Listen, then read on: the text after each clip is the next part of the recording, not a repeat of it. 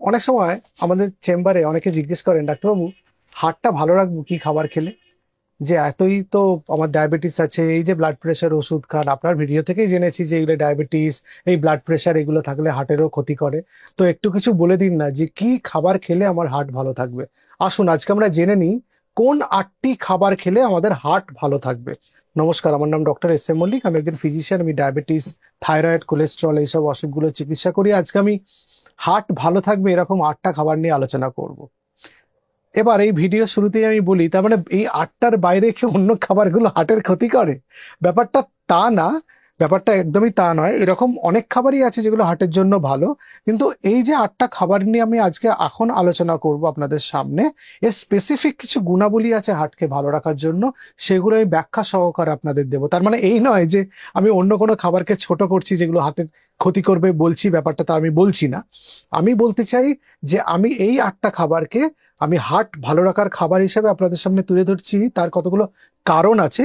এই খাবারগুলো অন্যান্য খাবারের সঙ্গে আপনারা ডায়েটে রাখতে পারেন যাতে আপনাদের হার্ট ভালো থাকে। কিছু কিছু খাবার যেগুলো আমাদের হার্টের স্বাস্থ্য ভালো রাখে, এবং দেখা গেছে এই খাবারগুলো আমাদের প্রিম্যাচিওর কার্ডিয়াক ডেথ, বয়সের আগেই হার্ট সংক্রান্ত রোগে মৃত্যুর হার কমিয়ে দেয়।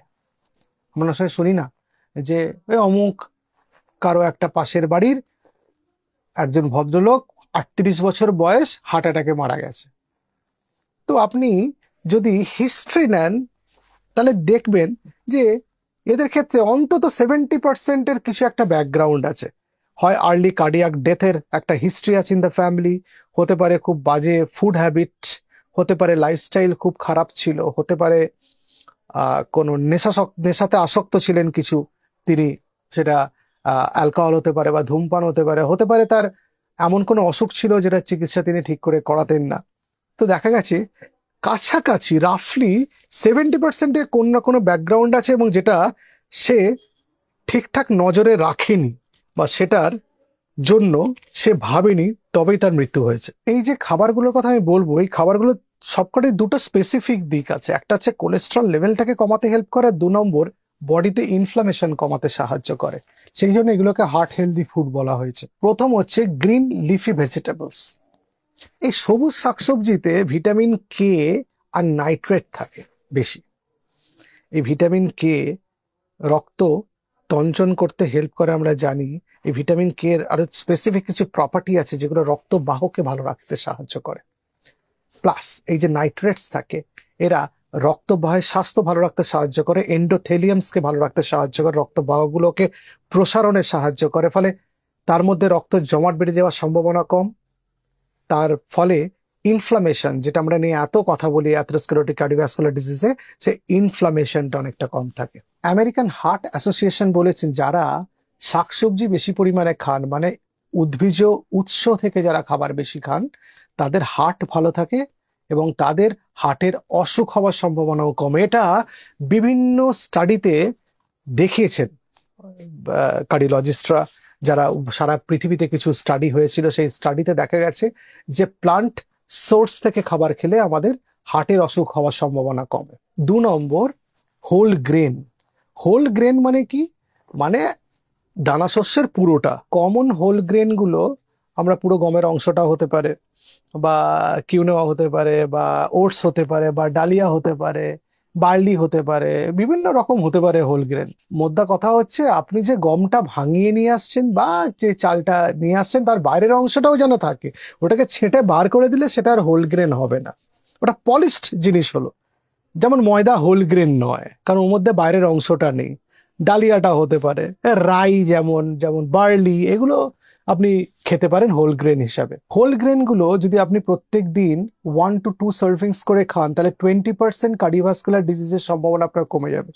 মানে আমি করোনারি আর্টারি ডিজিজের কথা বলছি।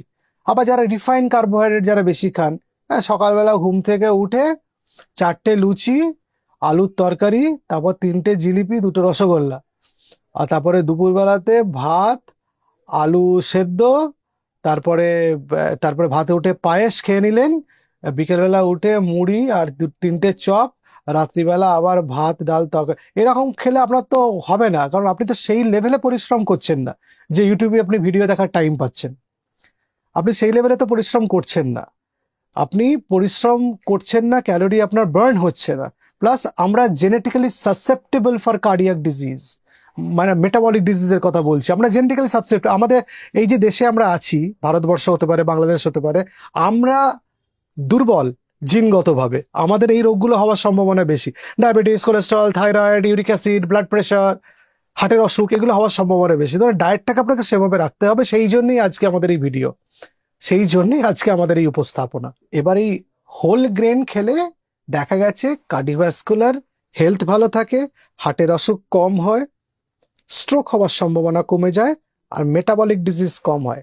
মেটাবলিক ডিজিজ মানে diabetes, uric acid, fatty liver, এগুলো কম হয়। সুতরাং এই খাবারটা হার্টের জন্য ভালো। আবার দোকানে হোল গ্রেন কিনতে গেলেন, 100% হোল হুইট লেখা আছে না হোল গ্রেন লেখা আছে, সেটাও দেখে নিতে হবে, কিন্তু মানে তফাৎ আছে আর কি। আপনাকে একটু বুদ্ধি খরচা করে জিনিসগুলো কেনাটেনা করতে হবে, কখনো কখনো ঠকে যাওয়ার সম্ভাবনাও আছে। হোল গ্রেন খেলে দেখা গেছে কোলেস্ট্রলও কমে, সেটা পরোক্ষভাবে আপনার হার্টের অসুখও কম হবে। এবার 3 নম্বর হচ্ছে বিনস। বিনসের সুবিধা হলো যে ওর মধ্যে কমপ্লেক্স কার্বোহাইড্রেট আছে। আমি বলি যত কমপ্লেক্স কার্বোহাইড্রেট হবে, যত হজম করতে অসুবিধা, তার মানে যত ফাইবার, ততই কিন্তু স্বাস্থ্যের জন্য ভালো, কারণ ফাইবার গুলো আমাদের মেটাবলিক হেলথ ভালো রাখে। যত রেজিস্ট্যান্স স্টার্চ থাকবে বিনসের মতো এইসব খাবারের কথা বলছি, তত হজম হতে অসুবিধা, তত ফাইবার থাকার জন্য, ততই ফার্মেন্টেড ফুড পার্টিকলস থাকবে, ততই আমাদের গাট হেলথ ভালো থাকবে। সারা পৃথিবীতে এই যে গাট হেলথ, প্রোবায়োটিক, এগুলো নিয়ে কথা বলছে, এরা মেটাবলিক হেলথ কন্ট্রোল করে, পেটের স্বাস্থ্যটা ইম্পর্টেন্ট, আমি কতটা ভালো থাকবো। সুতরাং এই ব্যাপারটা খুব ইম্পর্টেন্ট যে আপনার গাট হেলথ কতটা ভালো থাকছে, ফাইবার রিচ ফুড আপনি খাচ্ছেন কিনা। যত ফাইবার রিচ ফুড খাবেন তত আপনার গাট হেলথ ভালো থাকবে, তত আপনি ভালো থাকতে পারবেন, তত আপনি মোটা কম হয়ে যাবেন, তত আপনার ডায়াবেটিসের সম্ভাবনা কমে যাবে, তত আপনার কোলেস্ট্রল কম হবে, তত আপনার ব্লাড প্রেশারের সম্ভাবনা কমবে, ততই আপনি ওভারঅল আপনার যে মেটাবলিক হেলথ, আপনার যে স্বাস্থ্য, যে বিপাকতন্ত্র, তত স্ট্রং থাকবে, তত ভালো থাকবে। এই বিনস জাতীয় জিনিসগুলো দেখা গেছে আমাদের কোলেস্ট্রল কমাতে সাহায্য করে। শুধু তাই নয়, এলডিএল কোলেস্ট্রল, যেটা লো ডেনসিটি লাইপোপ্রোটিন, যেটা ব্যাড কোলেস্টেরল, সেটাকে কমাতে সাহায্য করে। আবার এই বিনস জাতীয় জিনিসগুলো আমাদের ডায়াবেটিস কন্ট্রোলে সাহায্য করে, HbA1c রিডাকশন করে, সুতরাং ডায়াবেটিসের জন্য উপকারী। এটা আমাদের ব্লাড প্রেশার কমে খেলে, যদি আপনি বিনস রেগুলার খান বা মাঝে মাঝে খান, তাহলে আপনার ব্লাড প্রেশারও নিয়ন্ত্রণে থাকবে। আমাদের জানি ব্লাড প্রেশার যদি নিয়ন্ত্রণে থাকে, আমাদের হার্ট ভালো থাকে। আবার কোলেস্ট্রল কমার জন্য, ডায়াবেটিস কমার জন্য, ব্লাড প্রেশার কমার জন্য, এটা হার্টেরও স্বাস্থ্য ভালো রাখতে সাহায্য করে। তাহলে আপনি বুঝে গেলেন কেন বিনস আমাদের হার্টের স্বাস্থ্য ভালো রাখতে সাহায্য করে। 4 নম্বর হচ্ছে টমেটো। টমেটো এমন একটা সবজি না ফল বা স্যালাডের উপকরণ, যাই বলুন না কেন, এমন একটা জিনিস যেটা রঙিন। আমি বলেছি রঙিন শাকসবজিগুলো খুব ভালো, কারণ তার মধ্যে অ্যান্থ্রোসায়ানিনস থাকে। অ্যান্থ্রোসায়ানিন খুব ভালো অ্যান্টিঅক্সিডেন্ট। অ্যান্টিঅক্সিডেন্ট কারা? অ্যান্টিঅক্সিডেন্ট হচ্ছে সেগুলো যেগুলো আমাদের বডিতে রিঅ্যাক্টিভ অক্সিজেন স্পিসিসকে নষ্ট করে, ফলে আমাদের যে অক্সিডেটিভ স্ট্রেস বডিতে তৈরি হয় সেটাকে নিউট্রালাইজ করতে সাহায্য করে, তার জন্য আমাদের প্রদাহ কমে। টমেটো আপনি পিষেও খেতে পারেন, সস বানিয়েও খেতে পারেন, কারণ টমেটোর মধ্যে লাইকোপিন থাকে। এই লাইকোপিনের একটা ইম্পর্টেন্ট রোল হলো এটা এলডিএল কোলেস্ট্রল কমাতে হেল্প করে, সুগার কন্ট্রোল করতে হেল্প করে, আর ব্লাড প্রেশার কন্ট্রোল করে। এই লাইকোপিনের আর একটা ইম্পর্টেন্ট রোল হলো ব্লাড ভেসেলসের স্বাস্থ্য, এন্ডোথেলিয়াল ডিসফাংশন প্রিভেন্ট করে। সুতরাং আমাদের হার্টের অসুখ প্রতিরোধে টমেটোর খুব অত্যন্ত একটা গুরুত্বপূর্ণ ভূমিকা আছে। তবে দেখা গেছে এই লাইকোপিনটা বেটার অ্যাবজর্বড হয় যদি কাঁচা টমেটোর বদলে আপনি রান্না করা টমেটো খান, তাহলে লাইকোপিনটা অনেক ভালো অ্যাবজর্বড হয়। এটা কতগুলো স্টাডিতে দেখা গেছে। তো যাই হোক, আপনি টমেটো কাঁচাও খেতে পারেন, এমনি খেয়ে নিলেন, স্যালাডে খেলেন, বা রান্না করে খেলেন, তরকারিতে দিলেন, চাটনি বানিয়ে খেলেন চিনি না দিয়ে। যদি এমনি চাটনি বানিয়ে অন্য কোনো আর্টিফিশিয়াল সুইটারনেস বানিয়ে আপনি খান, তাহলে আপনি খেতে পারেন, কিন্তু আমার হার্টের স্বাস্থ্য ভালো থাকবে। আর এই লাইকোপিন ইনডাইরেক্টলি এইচডিএল কোলেস্ট্রল বাড়িয়ে দেয়, যেটা high density lipoprotein. HDL cholesterol বাড়লে শরীরে যেই জায়গায় ব্লাড ভেসেলস গুলোতে নোংরা জমেছে সেগুলো পরিষ্কার করে, ঝাড়ুদারের কাজ করে এলডিএল কোলেস্ট্রল, সেটা গুড কোলেস্ট্রল বলা হয়। তো ওই প্যাসেজ গুলো যদি পরিষ্কার হয়ে যায়, তাহলে হার্ট অ্যাটাক বা স্ট্রোকের সম্ভাবনাও কমে যায়। তাহলে এতটাই ইম্পর্টেন্ট খাবারের মধ্যে টমেটো পড়ে। এবার 5 নম্বরে আসি, আমাদের মা বোনেদের যে রান্নাঘরের উপকরণ, রসুনের সম্বন্ধে বলছি। রসুন খুব ইম্পর্টেন্ট ক্লিনিক্যাল ইনগ্রেডিয়েন্ট, যার মধ্যে খুব ইম্পর্টেন্ট একটা কুকিং ইনগ্রেডিয়েন্ট, যেটা আমাদের প্রত্যেকের বাড়িতে বিভিন্ন রকম ভাবে কনজিউম করা হয়। যারা খুব নিরামিষ খান বা একদম পিওর ভেজিটেরিয়ান ডায়েট নেন তারা হয়তো রসুন অ্যাভয়েড করেন, কিন্তু বাকি আমি অনেককে চিনি যারা নিরামিষ খান রসুন খান। ফলে রসুন আপনি খেতে পারেন, কারণ রসুনের মধ্যে অ্যালিসিন থাকে। অ্যালিসিন একটা স্ট্রং অ্যান্টি ইনফ্লামেটরি প্রপার্টি আছে। এটা সিস্টোলিক ডায়াস্টোলিক দুটো ব্লাড প্রেশারকে কমায়। এটা প্লেটলেট অ্যাগ্রিগেশনকে আটকে দেয়, যে প্লেটলেট হার্ট অ্যাটাকের সময় জমে প্লাক তৈরি করে, ক্লট তৈরি করে, সেইটাকে আটকে দেয়। মানে বুঝতে পারছেন কতটা ইম্পর্ট্যান্ট একটা মানে একটা উপকরণ, একটা খাবার। আবার এর একটা অ্যান্টি ইনফ্লামেটরি প্রপার্টি আছে। আপনি জানেন অনেকে বাতের ব্যথা কমাতে রসুন খায়। কেন বাতের ব্যথা কমে?